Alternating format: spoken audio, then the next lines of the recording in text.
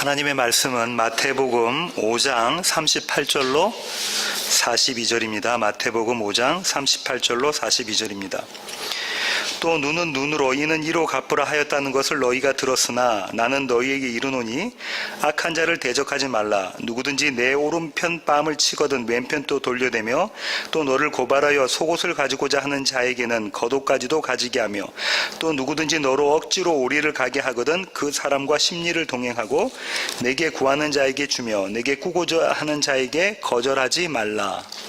아멘.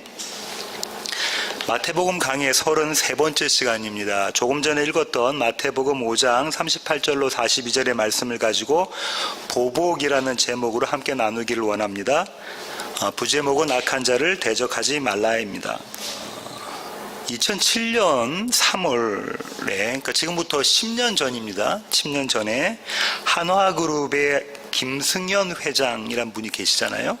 그분의 차남이 저지른 보복 폭행, 김승현 회장과 그분의 차남이 저지른 보복 폭행이 뉴스가 되기도 했습니다. 이 김승현 회장님에게는 아들들이 쭉 있는데요. 그 아들들이 장남은 하버드대를 나왔고요. 차남은 예일대를 나왔고요. 삼남 세 번째 아들은 다트모스대를 나왔습니다. 그러니까 뭐 굉장한 집안이고 그런데 장남과 차남은 장교 출신입니다. 군 병력도 이수를 하고 삼남은 승마를 했었죠. 그렇게 잘 나가는 집안이고 그다음에 이 김승현 회장님은 권투협회 회장으로 오래 하셨던 분인데요. 2007년 3월 달에 이 둘째 아들이 강남에 있는 그 가라오케에서 다른 일행들하고 시비가 붙어가지고 싸움을 했는데 엄청나게 얻어 터진 거예요.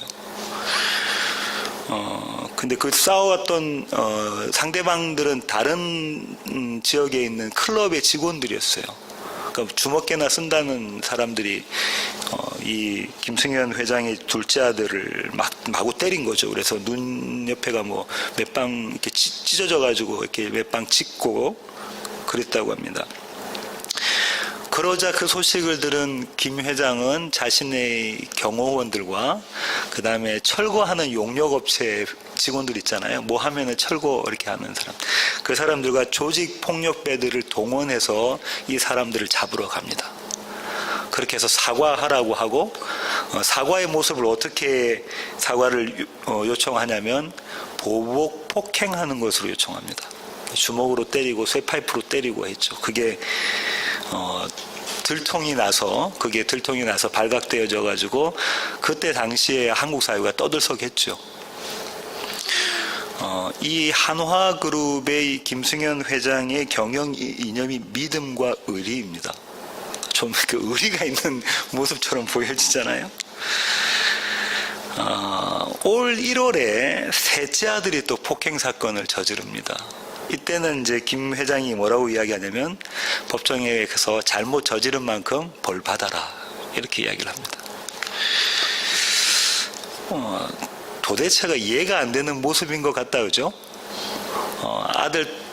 아들이 맞았다고 맞은 거 대가 보복을 하기 위해서 조직 폭력배까지 동원해서 우리나라 대그룹의 회장이란 분이 조직 폭력배까지 동원해서 보복을 했단 말이죠. 그런데 가만히 생각해 보면 우리는 다릅니까?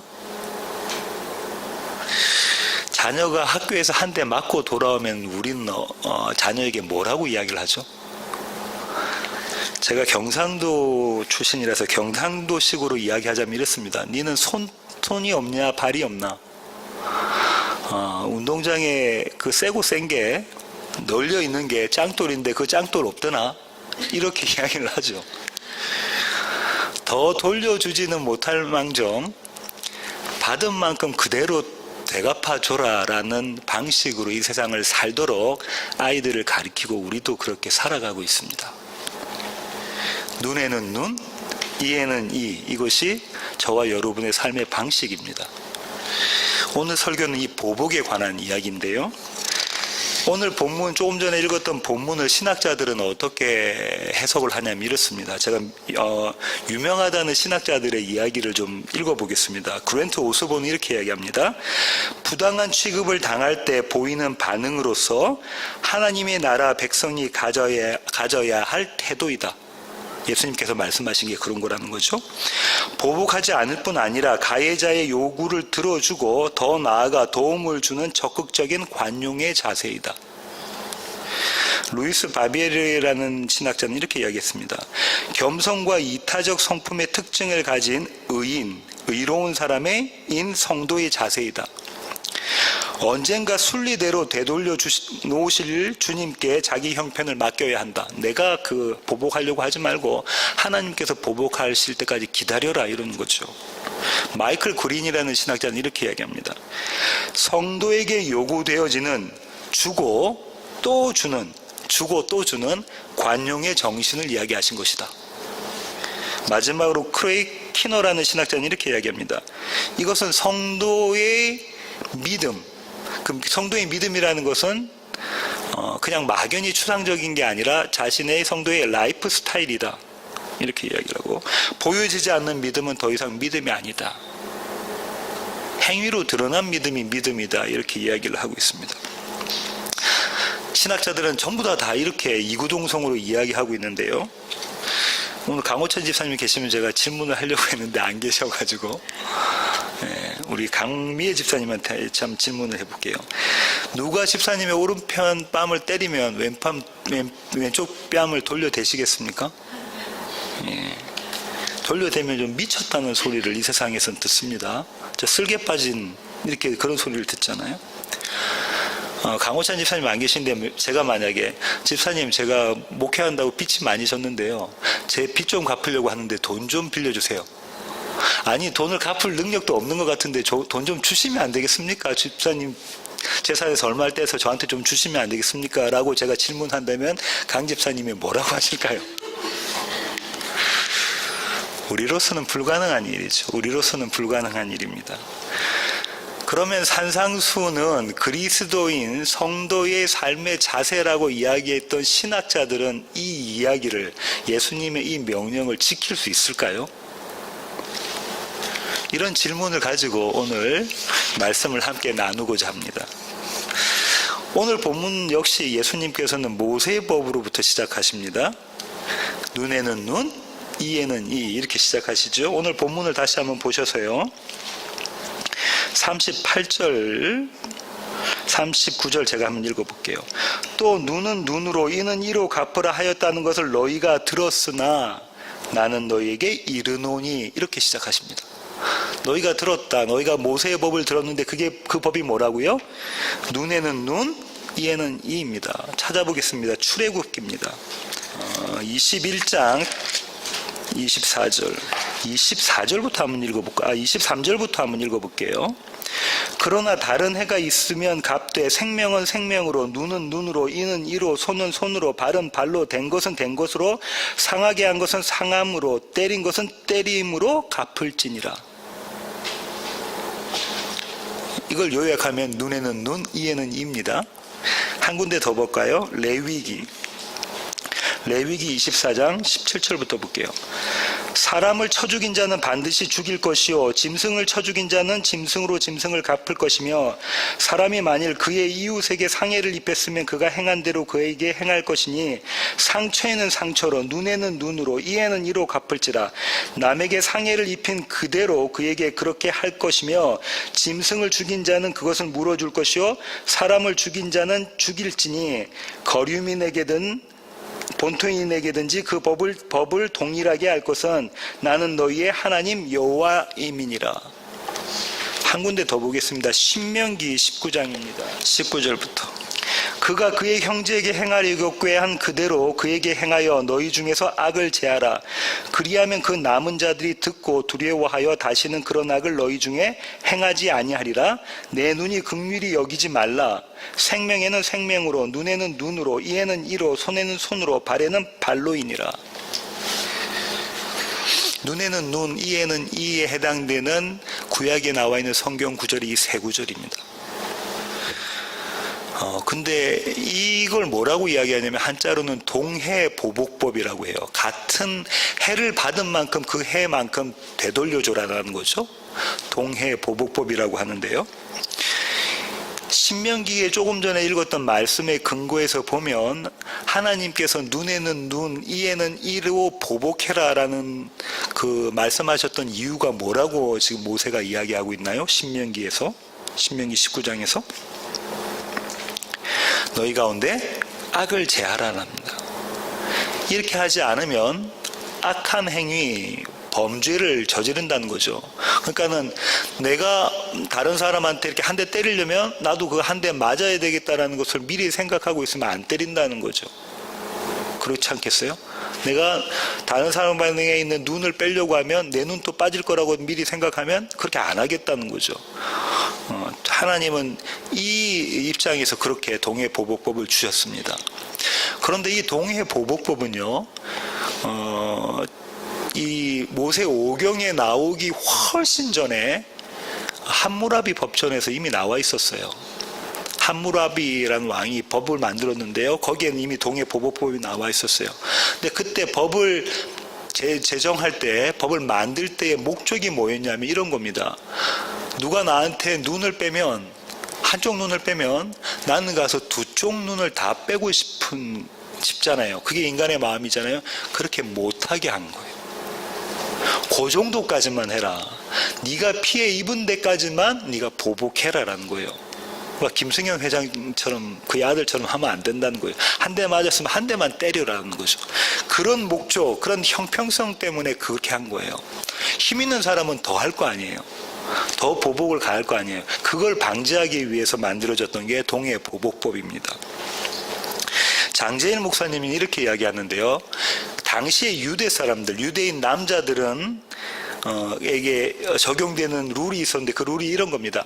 한 대 맞았는데 한 대 때리면 이 사람은 공평한 사람. 한 대 맞았는데 두 대 때리면 이 사람은 강한 남자. 한 대 맞았는데 한 대도 때리지 못하면 이 사람은 수치스러운 남자라고 불렸다고 그래요. 왜 그러냐면 자기와 자기 가족을 지킬 힘이 그 남자에겐 없기 때문입니다. 이런 남자는 어떻게 하냐면 자기가 되갚지 못하잖아요. 그러니까 어떻게 하냐면 하나님께 구원을 요청합니다. 하나님께 구원을 요청한 것이 어디서 나오냐면 시편 109편에 나와요. 7절부터 한번 읽어볼게요. 그가 심판을 받을 때에 죄인이 되어 나오게 하시며 그의 기도가 죄로 변하게 하시며 그의 연수를 짧게 하시며 빨리 죽게 해달라 이 말이죠. 그죠? 그의 직분을 타인이 빼앗게 하시며 그의 자녀는 고아가 되고 그의 아내는 과부가 되며 그의 자녀들은 유리하며 구걸하고 그들의 황폐한 집을 떠나 빌어먹게 하소서. 대단한 보복이다. 그죠? 내가 직접 보복을 가하지 못하니까 어떻게 한다고요? 하나님께 이렇게 보복해 주세요라고 기도했다고 그래요. 당시 유대 사람들이 로마의 압제 가운데 있었기 때문에 이 시편 109편의 기도를 외우면서 암송하면서 기도했다고 하죠. 지금까지 살펴본 모세의 법의 결론은 그러면 어떤 겁니까? 악은 반드시 악으로 갚아라입니다. 악은 반드시 악으로 갚아라. 이렇게 우리에게 명령이 떨어지면 우리가 이 명령을 좋아할까요? 안 좋아할까요? 좋아합니다. 얼만큼 동의하냐면 아주 적극적으로 동의하죠.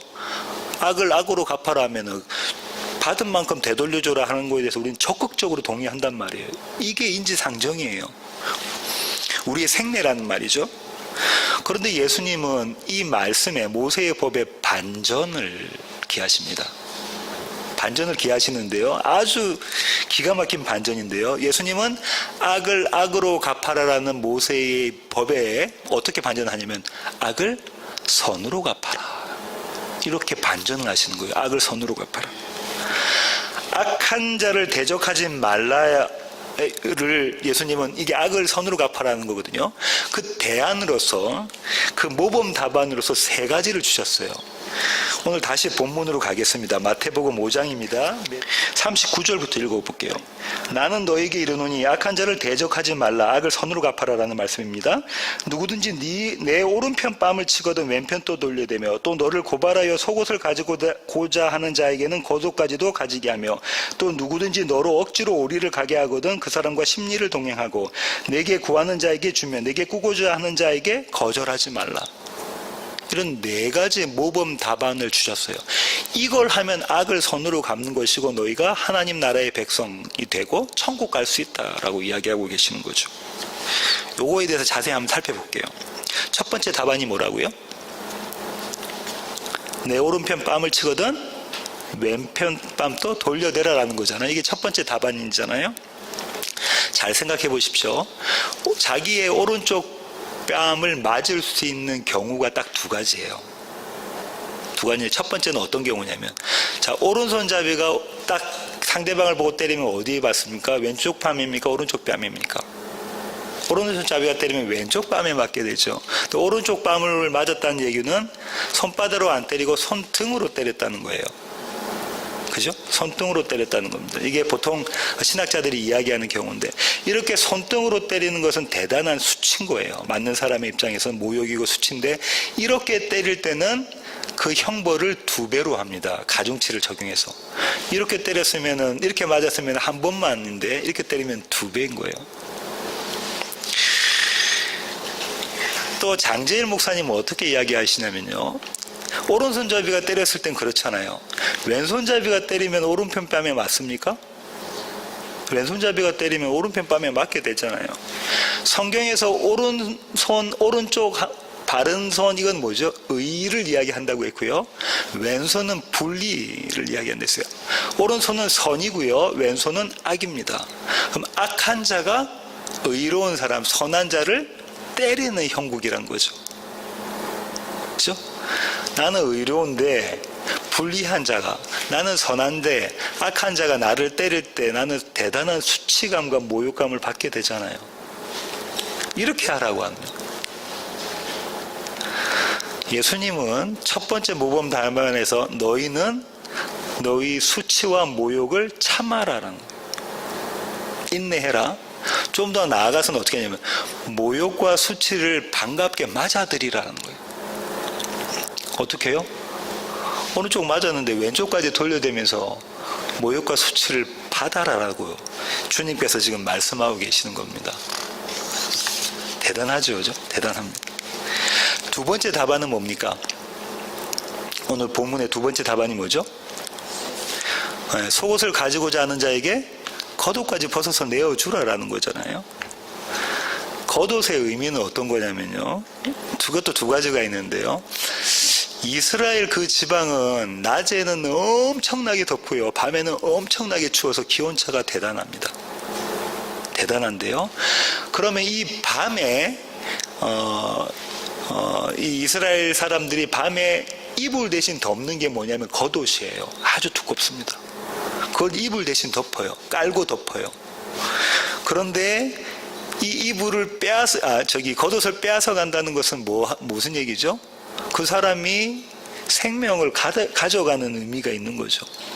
또 한 가지로는 아까 말씀드렸던 장재희 목사님이 이렇게 말씀하시는데요. 이스라엘 남자들의 겉옷에는 613개의 옷단 술이 있습니다. 태슬이 있는 거예요. 태슬. 끝부분에 끝자락에 태슬이 613개가 있는데 613은 뭐죠? 율법의 조항들이 숫자잖아요. 이스라엘 남자들은 아침과 저녁에 이 겉옷을 입고 쉐마를 암송합니다.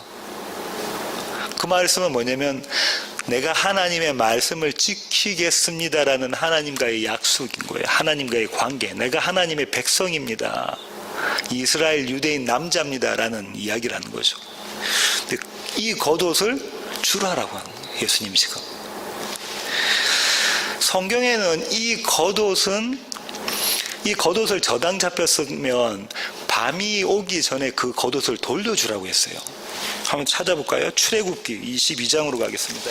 25절부터 한번 볼까요? 내가 만일 너와 함께한 내 백성 중에서 가난한 자에게 돈을 구워주면 너는 그에게 채권자같이 하지 말며 이자를 받지 말 것이며 네가 만일 이웃의 옷을 전당 잡거든 해가 지기 전에 그에게 돌려보내라. 그것이 유일한 옷이라. 그것이 그의 알몸을 가릴 옷인즉 그가 무엇을 입고 자겠느냐. 그가 내게 부르짖으면 내가 들으리니 나는 자비로운 자임이니라. 밤이 오기 전에 저당 잡힌 그 옷을 돌려주라라고 합니다. 이게 이때 이야기하고 있는 옷이 속옷이 아니라 겉옷이에요. 한 군데 더 볼게요. 신명기로 가겠습니다. 신명기 24장 10절입니다. 내 이웃에게 무엇을 구워줄 때에 너는 그의 집에 들어가서 전당물을 취하지 말고 너는 밖에 서 있고 내게 꾸는 자가 전당물을 밖으로 가지고 나와서 내게 줄 것이며 그가 가난한 자이면 너는 그의 전당물을 가지고 자지 말고 해질 때에 그 전당물을 반드시 그에게 돌려줄 것이라. 그리하면 그가 그 옷을 입고 자며 너를 위하여 축복하리니 그 일이 내 하나님 여호와 앞에서 네 공의로움이 되리라. 여기도 이 전당물이 뭐겠어요? 겉옷입니다. 겉옷. 돌려주라라고 하는 거죠. 그런데 예수님은 지금 뭐라고 말씀하고 계시냐면 모세의 법은 돈을 구워주고 난 다음에 전당물로 잡은 겉옷 이거 잡고 있다가도 저녁엔 돌려주라고 했는데 주님은 뭐라고 말씀하시냐면 네한테 속옷 달라고 하는 자에게 겉옷까지 벗어서 다 주라라고 해요. 정리해보면 이런 거죠. 만약 누군가가 너에게 생명 달라고 하면 너 생명 줘라라는 거예요. 이거 심각한 얘기입니다. 그죠? 네가 그리스도인이라면 네가 내 제자라면 만약에 누군가가 너에게 생명 달라 할 때 그 생명 줘라라는 거예요. 세 번째 모범 답안은 뭔가요? 억지로 오리를 가게 하거든 심리까지 같이 가져오라라는 거죠. 당시 로마 병사한테는 징집 권한이 있었어요. 가다가 어떤 군사적인 상황이나 작전 같은 게 있을 때 옆에 있는 사람 아무나 보고 자 오리를 가자. 오리면 2km입니다. 그죠? 2마일이 최고 좀 안 되죠. 오리를 가자 할 수 있는 권한이 있어요. 그럼 이 사람은 다른 일을 하고 있더라도 이 로마 병사를 따라서 오리를 가줘야 돼요. 그게 속국의 법이었다는 거죠. 속국에 있는 백성들이 지켜야 될 법이었다는 거죠. 그러면 아마 유대 사람들은 저기서 로마 병사가 오면 혹시나 나를 징집하지 않을까 생각해서 어떻게 했을까요? 슬금슬금 그 자리를 피하려고 했겠죠. 이렇게 모두 다 로마 병사를 피하려고 하는데 예수님은 지금 뭐라고 말씀하고 계시냐면 그 로마 병사가 너보고 오리 가라고 하면 넌 심리가 2km 가라고 하면 4km 가 2마일 가라고 하면은 4마일 가 이렇게 이야기하고 계신단 말이죠. 뭘 말씀하시려고 하는 거냐면 억지로 말고 자발적으로 하라는 거예요. 억지로 말고 자발적으로. 여기 나와 있는 억지로라는 게 전문 신학적 용어는 테크니컬 워드라고 하거든요. 테크닉한 워드라고 하거든요. 억지로 말고 자발적으로입니다. 마지막 모범 답안은 뭡니까? 구하는 자에게 주고 꾸고자 하는 자를 거절하지 말라라고 했죠. 아까 제가 강호천 집사님 예를 들어서 말씀드렸는데 아무도 그렇게 하려고 안 한단 말이죠. 그렇죠? 신명기로 가보겠습니다. 신명기 15장입니다. 내 하나님 여호와께서 내게 주신 땅 어느 성읍에서든지 가난한 형제가 너와 함께 거주하거든 그 가난한 형제에게 내 마음을 완악하게 하지 말며 내 손을 움켜주지 말고 반드시 내 손을 그에게 펴서 그에게 필요한 대로 쓸 것을 넉넉히 구워주라. 삼가 너는 마음에 악한 생각을 품지 말라. 곧 이르기를 7째 해 면제년이 가까이 왔다 하고 내 궁핍한 형제를 악한 눈으로 바라보며 아무것도 주지 아니하면 그가 너를 여호와께 호소하리니 그것이 내게 죄가 되리라. 너는 반드시 그에게 줄 것이요 줄 때에는 아끼는 마음을 품지 말 것이니라. 이로 말미암아 내 하나님 여호와께서 내가 하는 모든 일과 네 손이 닿는 모든 일에 내게 복을 주시리라. 땅에는 언제든지 가난한 자가 그치지 아니하겠으므로 내가 네게 명령한 명령하여 이르노니 너는 반드시 네 땅 안에 내 형제 중 곤란한 자와 궁핍한 자에게 내 손을 펼치니라. 펼지니라. 지금 뭐라고 신명기에서 하나님께서 말씀하고 계시냐면, 우리 주위에 가난한 사람이 있으면 그 가난한 사람을 두고 보지 말라는 거잖아요. 그 사람에게 어떻게 해라는 거예요? 구워주고 내어주라. 내가 갖고 있는 재물, 내가 갖고 있는 곡식, 그거 다 주라라고 이야기하고 있잖아요. 하고 계시잖아요. 근데 어떻게 주라라는 거예요? 그냥 조금 주라는 게 아니라 넉넉히 주라라고 하네요. 아주 넉넉히 주라고 해요. 아끼지 말고 주라고 하고, 넉넉히 주라고 하고, 그리고 그 주위에 늘 그 사람들이 있으니까 어떻게 주라는 거냐면 늘 주라라는 거예요. 늘 주라. 강호찬 집사님 오셨는데 제가 그 강호찬 집사에서 예를 들었는데 그 예를 못 들으셨네요. 유튜브 방송 들어보시기 바랍니다. 이게 가능합니까? 지금 우리 주위에 가난하게 사는 사람들이 없습니까? 있습니까? 아까 에미 자매님 말씀하셨는데 너무 많죠. 그런데 지금 모세의 법에는 주님이 뭐라고 말씀하시냐면 늘 주고 넉넉히 주고 아끼지 말고 주라는 거예요. 마치 뭐냐면 내 재산의 반돈 더 넘게 다 팔아서 다 갖다 주라는 거잖아요. 그렇게 해야 넉넉히 주는 거 아닙니까? 거저 주라는 게 거저. 이거 우리가 할 수 있습니까? 지금까지 살펴본 예수님께서 제시한 모범 답안 4가지를 우리가 할 수 있는 겁니까? 오늘 본문의 구조를 한번 보면 오늘 본문의 구조가 이런 겁니다. 지금까지 계속 그랬죠. 너희가 들었으나 나는 너에게 이르노니잖아요. 너희가 어떻게 들었냐면 너희는 악한 자를 뭐라고 했죠? 대적하지 말라. 눈에는 눈, 이에는 이로 갚지 말라라는 거잖아요. 악을 선으로 베풀어라라고 이야기하는 거잖아요. 너희는 이렇게 들었지만 너희는 악을 선으로 베풀어라 이렇게 이야기하는 거잖아요. 그 얘기는 이런 겁니다. 너희는 이렇게 들었지만 눈에는 눈, 이에는 이, 악한 자를 대적하지 말라라고 들었지만 나는 너에게 말하노니 너희는 이미 뭐 했다는 거예요. 악한 자를 대적했고 눈에는 눈, 이에는 이로 갚았다. 심지어 선한 자에게 악으로 보복했다. 이 얘기하고 계시는 거예요. 너희는 이렇게 보복 폭행을 한 자들이다라고 고발하고 계시는 거라니까요. 다시 말하면 이런 겁니다. 그럼 4가지 모범 답안을 보면 너희는 너희에게 오른편 뺨을 맞은 너희는 네가 만약에 오른편 뺨을 맞게 되면 그 사람의 오른편 뺨만 아니라 왼쪽 뺨도 때렸다라는 거예요. 너희는 너희에게 속옷을 달라는 자가 있으면 그 사람의 속옷뿐만 아니라 겉옷까지 벌써 이미 빼앗아 왔다라는 거예요. 너희는 너에게 함께 오리를 가자는 사람이 있으면 그 사람을 붙잡고 오리가 아니라 심리까지 끌고 가는 자들이라고 고발하시는 거고요. 너희는 너에게 구워주는 자가 구워달라고 누군가 요구를 하면 구워주는 게 아니라 그 사람이 갖고 있는 돈 얼마 되지 않은 것까지 다 강탈하는 자들이다라고 예수님이 지금 고발하고 계신다니까요.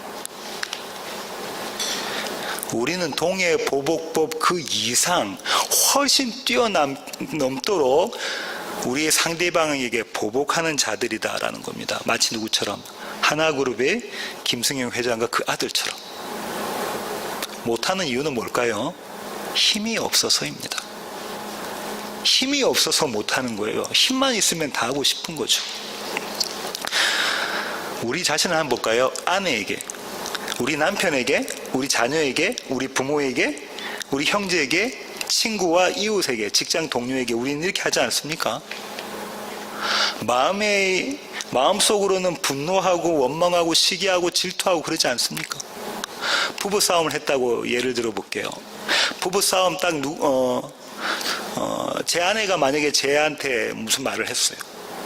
그러면 제 마음속에 입으로는 어떨 땐 가끔 입으로서 나오지만 입으로는 이야기 안 하더라도 마음속에는 언제부터 얘기가 생각되어지냐면 타임머신 타고 한참 전부터 가서 나에게 어떻게 했는지가 파노라마처럼 지나가 버립니다. 그러면서 마음속으로는 보복을 해버리죠. 그러지 않습니까? 여러분 안 그렇습니까? 당신은 나에게 이렇게 했잖아. 내가 한마디 들으면 당신은 나에게 이렇게 했잖아 하고 마음속으로 벌써 사진을 찍고 있다니까요. 그 현장들을 다. 이렇게 우리는 주님 앞에서 너희는 이미 이에는 이, 눈에는 눈, 그 이상으로 보복한 자들이다 라고 고발당하고 있다니까요. 이렇게 고발당하는 모습을 한번 볼까요? 우리가 힘만 있으면 어떻게 할 자인지 한번 보겠습니다. 창세기로 가겠습니다. 제가 한번 읽어볼게요.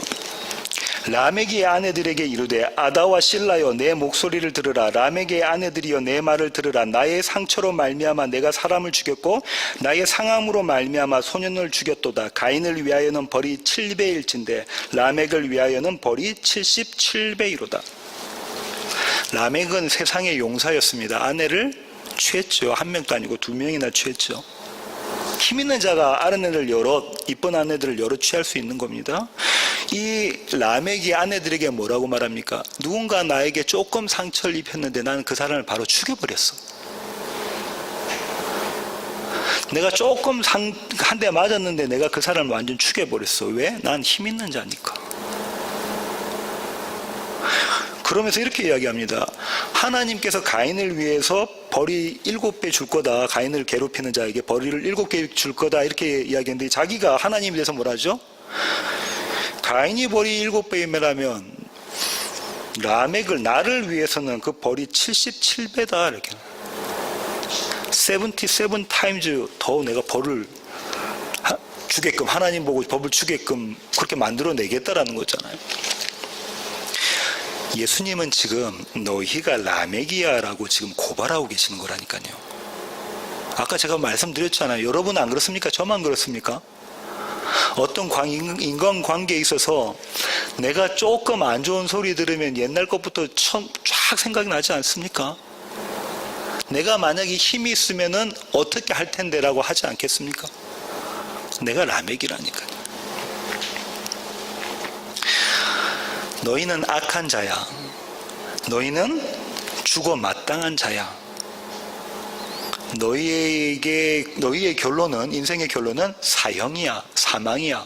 예수님은 지금 저와 여러분에게 이렇게 고발하시는 겁니다. 이렇게 끝나면은 안 되겠죠. 복음에는 양면성이 있습니다. 하나는 한쪽 면은 동전의 한쪽 면은 심판이고 다른 쪽 면은 구원이라고 말씀드렸죠. 주님은 구원의 메시지를 주십니다. 산상수는 하나님 나라에 들어갈 수 있는 입장권, 티켓을 가진 하나님 나라의 백성의 정체성이라고 그랬죠. 하나님 나라의 백성, 그죠? 그 사람들의 아이덴티티란 말이에요. 그러면 오늘 본문을 신학자들이 해석한 대로 적용을 하면 이렇게 되죠. 우리로서는 불가능한 일이잖아요. 이 모범답안 4가지가. 그것을 위해서 우리가 힘을 다하고 용을 쓰고 예수님께 하나님께 능력 주세요라고 울부짖어서 내가 그 일을 이루어내겠다. 이렇게 적용이 되거든요. 그렇게 되고 나면 우리에게 남는 의는 우리 겁니까? 주님의 겁니까? 우리 것이 돼버립니다. 왜냐하면 주님이 도와주신 거지 내가 했거든요. 부부 사이가 안 좋은데 그 부부 사이가 제가 아내하고 사이가 안 좋다고 쳐요. 그 집 부부 사이 안 좋나요? 아내 설교가 막혀버렸는데 아내하고 남편하고 부부 사이가 안 좋은데 금방 까먹어버렸네. 내가 만약에 아내를 하나님 나에게 능력 주세요 해서 아내를 사랑했다고 쳐봐요. 사랑할 수 없는 상황에서 그런 환경에서 사랑했다고 치면 그 의가 나에게 남아서요. 다음번에 부부싸움 할 때 뭐라고 하냐면 나는 너에게 이렇게 사랑했는데 라고 이야기를 해버립니다. 그러지 않겠습니까? 나는 너에게 이거 다 해줬는데 나의 의로 내가 확 잡아당긴다니까요. 그거 아니겠죠? 그거 아닙니다. 주님께서 이 모범 답안 4가지를 주신 이유는 악한 자를 대적하지 않으신 분, 조금 더 깊이 말하면 악을 선으로 갚으신 분은 단 한 분 있는데 그분이 누구라는 거예요? 예수 그리스도라는 거예요. 그거 이야기하고 싶으신 거예요, 지금. 너희는 못하는 그게 예수 그리스도가 하셨다라는 걸 보여주고 싶으신 거란 말이죠. 그 자리가 어디냐고요? 십자가입니다. 그 자리가 크로스 십자가입니다. 찾아보겠습니다. 마태복음 26장으로 가보겠습니다. 마태복음 26장 67절입니다. 이에 예수의 얼굴에 침 뱉으며 주먹으로 치고 어떤 사람은 손바닥으로 때리며. 모범 답안에 있던 건가요? 있던 거다, 그죠? 뺨을 맞고 모범 답안에 있었던 거다, 그죠? 두 번째 모범 답안으로 가볼까요? 요한복음 19장 23절부터 24절. 군인들이 예수를 십자가에 못 박고 그의 옷을 취하여 4깃에 나누어 각각 한 개씩 얻고 속옷도 취하니 이 속옷은 호지 아니하고 위에서부터 통으로 짠 것이라. 군인들이 서로 말하되 이것을 찢지 말고 누가 없나 제비 뽑자 하니 이는 성경에 그들이 내 옷을 나누고 내 옷을 제비 뽑나이다 한 것을 응하게 하려 함이라. 예수님은 속옷뿐만 아니라 겉옷까지 완전히 발가벗기셨죠. 영화 같은 데 보면은 뭐 팬티 비슷한 거 속옷 입고 있지만 사실상 완전히 다 발가벗기셨거든요. 속옷 달라는데 겉옷까지 내어주신 분이 예수님이다. 이 얘기하고 싶은 거죠. 마태복음 27장으로 가겠습니다. 32절입니다. 나가다가 시몬이란 구레네 사람을 만나며 그에게 예수의 십자가를 억지로 지워 가게 하였더라. 누가 했을까요? 로마 병사가? 로마 군병이 억지로 구레네 사람에게 예수의 십자가를 지우는 장면이잖아요. 여기서 나와 있는 그 억지로라는 단어, 이거는 히브리어의 개념에는 없는 단어예요. 이 단어를 억지로 사용하고 있다니까요. 이 얘기를 하려고 억지로 끌고 가는 장면. 지금 뭔가를 지금 예수님이 한 사건을 그리고 있는 거예요. 마지막으로는 마지막 모범 답안을 볼까요? 같은 장 27장 3절부터 5절입니다. 벌써 3입니다. 그때 예수를 판 유다가 그의 정죄됨을 보고 스스로 뉘우쳐 그 은 30을 대제사장들과 장로들에게 도로 갖다 주며 이르되 내가 무죄한 피를 팔고 죄를 범하였도다 하니 그들이 이르되 그것이 우리에게 무슨 상관이냐. 네가 당하라 하거늘 유다가 은을 성소에 던져놓고 물러가서 스스로 목매어 죽은지라. 돈을 구워달라는 자에게 모든 것을 다 드리는 은 30냥은 누구의 목숨입니까? 예수님의 목숨이잖아요. 다 내어주는, 넉넉히 내어주는 모습의 그림이 그려져 있다 그죠? 거저 내어주는 모습의 그림. 지금 예수님께서 말씀하셨던 이 모범 답안 4가지는 예수 그리스도의 십자가를 이야기하고 있는 겁니다. 악을 선으로 갚는 것은 이 십자가야. 나의 이 십자가야. 그걸 예수님께서 지금 말씀하고 계시는 거라고요. 정리해 볼까요? 산상순이 말하고 있는 성도의 정체성, 성도의 아이덴티티는 어떤 겁니까? 계명을 지켜내야지라는 그리스도인의 윤리가 아니고요. 내가 바른 삶을 살아야지라는 거 아니에요. 그 바른 삶을 살아야죠. 그건 예수 믿으나 안 믿으나 사람이면 다 모든 종교인이나 아니나 바른 삶 살아야 되는 거예요. 그죠? 그걸 지금 예수님 말씀하고 계시는 게 아니라 그 계명을 지켜내신 예수 그리스도를 너희가 붙잡아라 이 말씀하고 계시는 거라고요. 너희 안에 그 예수가 있냐 없냐. 그 예수가 너희 안에 있으면 너희는 성도고 그리스도인이고 그 예수가 너희 가운데 없으면 너희는 성도고 그리스도인이 아니야. 얼마나 멋진 일들 선한 행동을 하더라도 너희는 그 안에 예수가 없으면 너희는 그리스도인이 아니야. 성도가 아니야. 주님 이렇게 말씀하고 계시는 것이죠. 우리는 여전히 우리의 삶 가운데 악한 자로 고발당합니다. 아까 제가 말씀드렸잖아요. 그래서 예수를 붙잡게 되고요. 예수를 붙잡는다는 건 뭐냐면 주님 나는 악한 자입니다. 하지만 선하신 당신이 내 가운데서 당신의 선한 일을 계시해 주세요. 드러내 주세요. 이걸 하고 해야 되는 것이 기도죠. 이게 기도입니다. 주님 뭐 주세요, 뭐 주세요. 이게 기도가 아니라 주님 예수 그리스도가 나를 통해서 드러나 주세요. 계시되어 주세요.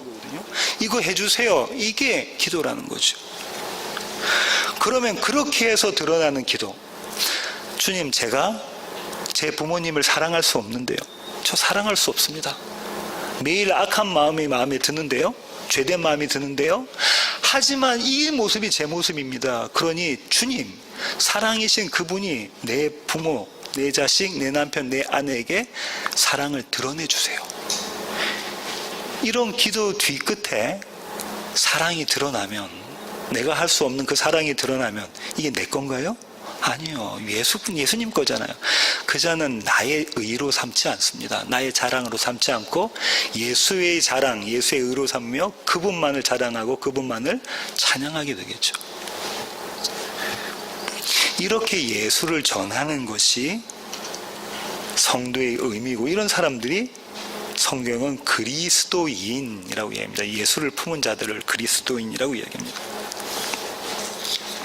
성경에는 악을 악으로 갚지 않은 자들, 다시 말해서 악을 선으로 갚은 자들이 여러 등장하는데요. 오늘은 그 중에서 두 남자를 소개하는 것으로 설교를 마무리하려고 합니다. 예수 그리스도라는 빛을 마음에 가진 자들, 그 자들의 모습을 소개하겠습니다. 그 두 남자의 이름은 베드로와 요한입니다.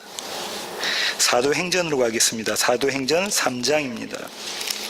제가 한번 읽어볼게요. 제9시 기도 시간에 베드로와 요한이 성전에 올라갈새 나면서 못 걷게 된 이를 사람들이 메고 오니, 이는 성전에 들어가는 사람들에게 구걸하기 위하여 날마다 미문이라는 성전문에 두는 자라. 그가 베드로와 요한이 성전에 들어가려 함을 보고 구걸하거늘 베드로가 요한과 더불어 주목하여 이르되 우리를 보라 하니, 그가 그들에게 무엇을 얻을까 하여 바라보거늘 베드로가 이르되 은과 금은 내게 없거니와 내게 있는 이것을 내게 주노니 나사렛 예수 그리스도의 이름으로 일어나 걸으라 하고, 오른손을 잡아 일으키니 발과 발목이 곧 힘을 얻고 뛰어 서서 걸으며 그들과 함께 성전으로 들어가면서 걷기도 하고 뛰기도 하며 하나님을 찬송하니, 모든 백성이 그 걷는 것과 하나님을 찬송함을 보고 그가 본래 성전 미문에 앉아 구걸하던 사람인 줄 알고 그에게 일어난 일로 인하여 심히 놀랍게 여기며 놀라니라. 그 성경 그대로 펴놓으시고요. 네 가지 모범 답안 중에 마지막 모범 답안이다, 그죠? 내가 먹을 게 없는데 뭐 좀 주세요. 구워달라는 자에게 베드로와 요한이 내어줍니다. 뭘 내어주죠? 예수를 내어줍니다. 예수를 내어주죠. 생명을 내어줍니다. 사망에서 생명으로 옮기는 작업을 하죠. 하나님의 일을 합니다. 이것이 성도의 모습이라고 말씀을 드렸습니다. 그때에 주위에서 그 사건을 목격한 사람들이 어떡하죠? 어떤 반응을 보입니까? 누구를 추대하려고 하죠? 베드로와 요한을 추대하려고 하죠. 그러니까 베드로와 요한이 뭐라 하죠? 이거 우리의 능력 아니고 예수가 계시된 거야. 이거 우리의 사랑 아니고 예수의 사랑이 계시된 거야. 이거 우리의 지혜가 아니고 예수의 계시가 드러난 거야. 이렇게 이야기하면서 예수님에 대한 선포를 쫙 해버리죠. 3장 25절부터 한번 읽어볼게요. 너희는 선지자들의 자손이요 또 하나님이 너희 조상과 더불어 세우신 언약의 자손이라. 아브라함에게 이르시기를 땅 위의 모든 족속이 너희의 씨로 말미암아 복을 받으리라 하셨으니, 하나님이 그 종을 세워 복 주시려고 너희에게 먼저 보내사 너희로 하여금 돌이켜 각각 그 악함을 버리게 하셨느니라. 악을 선으로 바꾸는 겁니다. 사도들이 백성에게 말할 때에 제사장들과 성전 맡은 자와 사두개인들이 이르러 예수 안에 죽은 자의 부활이 있다고 백성을 가르치고 전함을 싫어하여 그들을 잡음에, 날이 이미 저물었으므로 이튿날까지 가두었으나 말씀을 들은 사람 중에 믿는 자가 많으니 남자의 수가 약 5천이나 되었더라. 이렇게 예수를 전하니까 남자만 5천 명 예수 믿었대요. 엄청난 숫자가 예수를 믿게 되잖아요. 이것이 성도인 저와 여러분이 마땅히 행하여야 할 보복입니다. 오늘 설교 제목이 뭐라고요? 보복. 악을 악으로 갚지 않고 악을 선으로 갚는 보복이 이거라니까요. 바라기는 이런 보복을 우리의 삶 가운데 펼치시는 저와 여러분 되기를 원합니다. 기도하시겠습니다. 하나님 감사합니다. 하나님, 우리는 도저히 악을 선으로 갚을 수 없는 자들입니다. 아니, 오히려 눈에는 눈, 이에는 이가 아니라 눈에는 눈, 코, 귀, 입을 갚으려고 하는 자들이 우리입니다. 하지만 하나님께서 말씀을 통해서 우리를 깨우치시고 우리의 이런 모습을 보게 하시고 우리로서는 할 수 없는 그 일을 이루신 예수 그리스도만 붙잡게 하시니 주님, 이것이 은혜입니다. 이 은혜 가운데 거하면서 주님께서 우리에게 명령하신 참 보복을 행하는 자들 될 수 있도록 주님, 저희들을 붙잡아 주시옵소서. 귀하신 예수님의 이름으로 기도합니다. 아멘.